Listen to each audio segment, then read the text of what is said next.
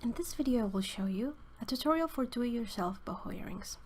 You will need darn good yarn ribbon sampler in 3 colors, scissors, tape measure, pliers, hook earrings, and 2 sizes of jump rings. Let's start by deciding how long you want your tassel to be. For this, you may use a tape measure.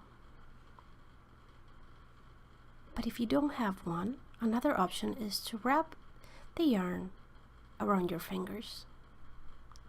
And you can wrap it around 4, 3, or 2 fingers to make it shorter or longer.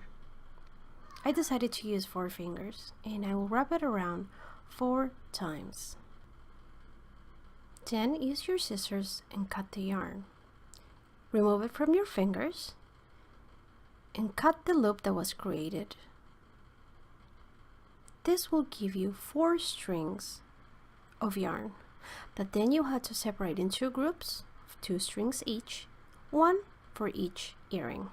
Repeat with the other 2 colors. So again, wrap it around, cut it, and separate it. Once you have all your colors, you will have to pass them through the bigger jump ring.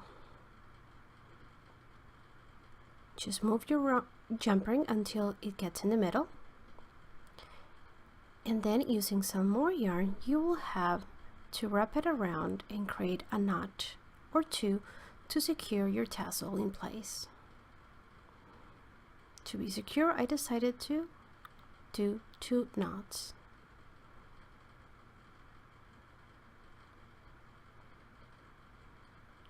And then I will just use my scissors to remove the tips and make it look neat and pretty.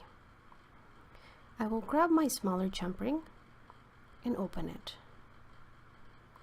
Now grab the bigger one that is in your tassel and pass it through. Grab your hook earrings and pass it through as well. And now you just need to close it.